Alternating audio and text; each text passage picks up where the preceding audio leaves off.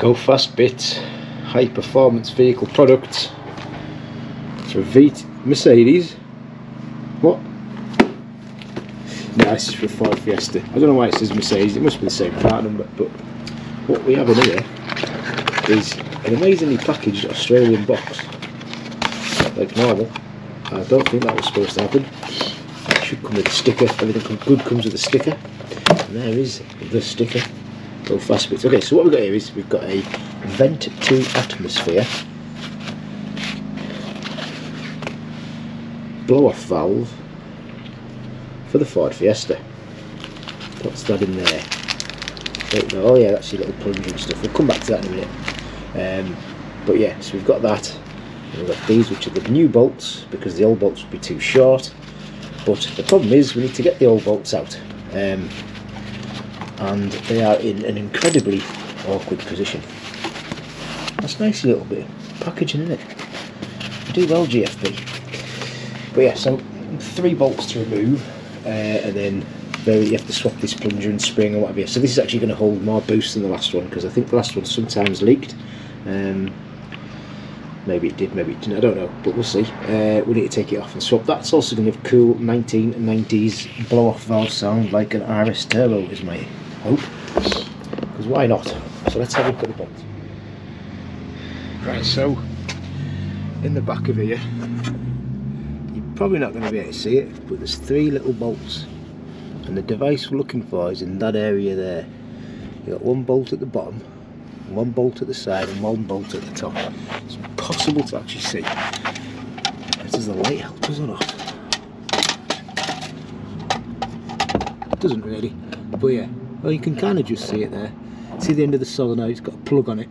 So we're going to take the plug off first, and then we're going to take the 3 bolts out with an Allen key, which I'm assuming, hopefully I can get through here. I've taken the wheel off, hopefully I can get through there to do it. I'm going to need 50,000 extensions, I'm guessing. Well, yeah, let's see if we can get on there first before we do anything. I joke not. I mean, I probably could have used less extensions, but that's got me there where I need to be. I've had to put a little U-joint thing on it as well.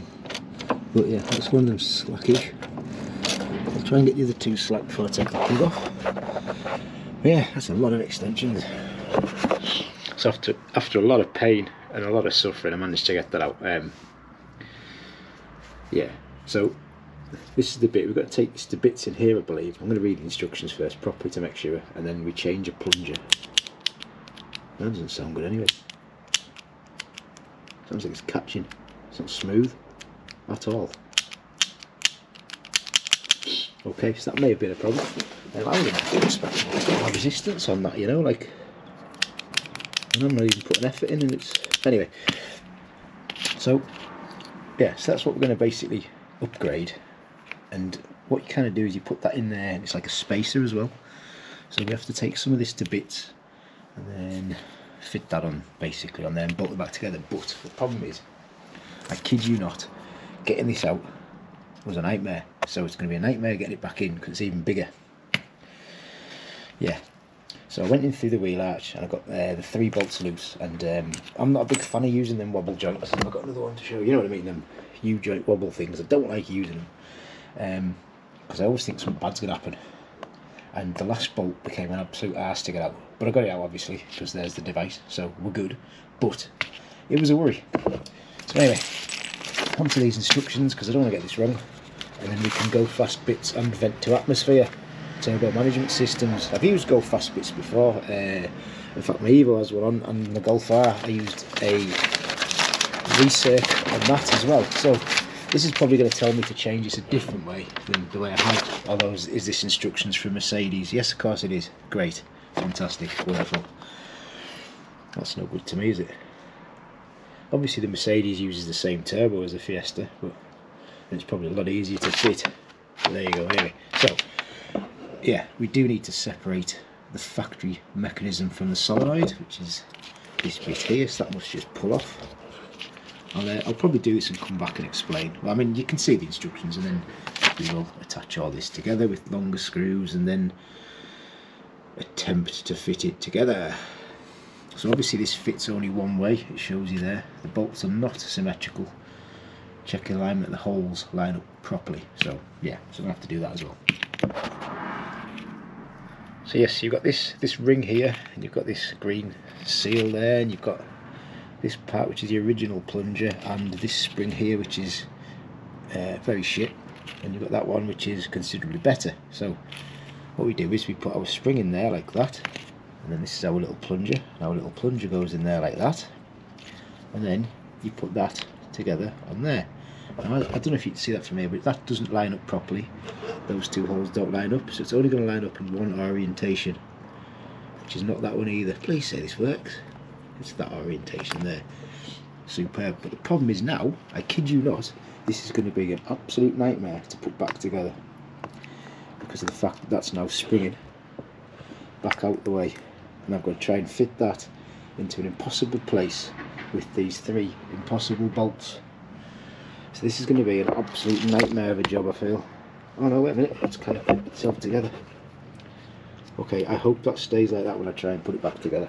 I really do. But it says to keep these parts together, because for whatever reason you may need them, I guess. So what I'll do is I'll put these in this little bag here for fit.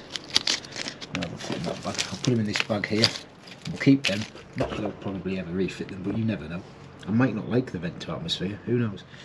But yeah, so we now need to get this to locate into the compressor housing again.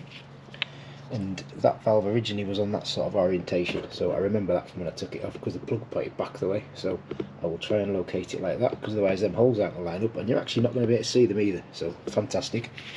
Fiestas are amazing.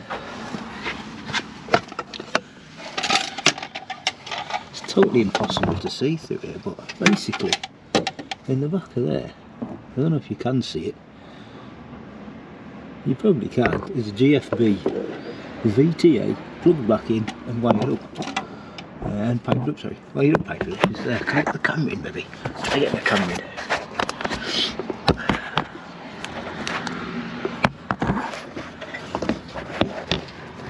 Can't tell if you can see it on this or not, but it's there. That's it there, you can see the little hole hopefully.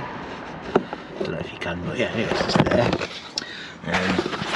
It was actually a lot easier to fit back in than it was to remove, and I'm not sure why. Maybe because there was more, because it's hard to really show you, but there's a, if you can see where my finger is there, there's a part there that's got like a, it's where like the drive shaft sort of joins onto the subframe, I guess, or something, and that was kind of in the way, because the original bolt was further back the way, whereas this one sticks almost level with it, so it's dead easy to line it up. It's actually really easy, so that's that done. We can now put the wheel back on and go and test it, which is the all important bit really. So yeah, get the wheel back on. Nobody likes bowler wheels, but I do. I like them alright. Even if like a really old motorsport wheel. But yeah, nobody likes these. Good like I do. Yeah, so wow. Yeah, I need to sort the camera out of this car. It's really bad and it's worn the tyres. Okay, so let's take this on a little go and hear this VTA DV by GFB. There's lots of letters going on there.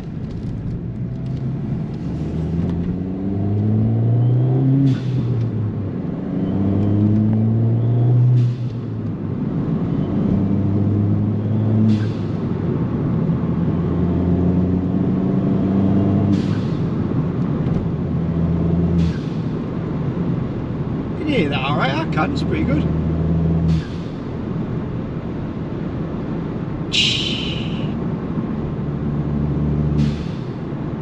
Yeah, I'm going to annoy a lot of people with that.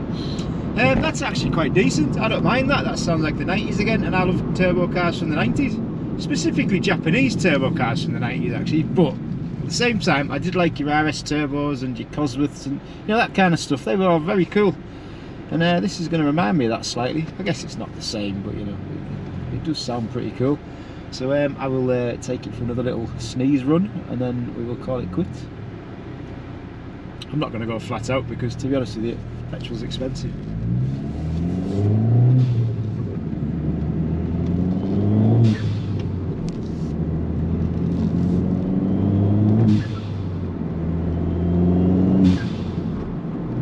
It also makes a little noise as well, which is cool. I be honest with you, the actual boost noise sounds a lot louder than it did before. I actually thought my original valve was leaking, and it wasn't strong enough to hold boost. It's very possible that it was, you know, because this sounds totally different.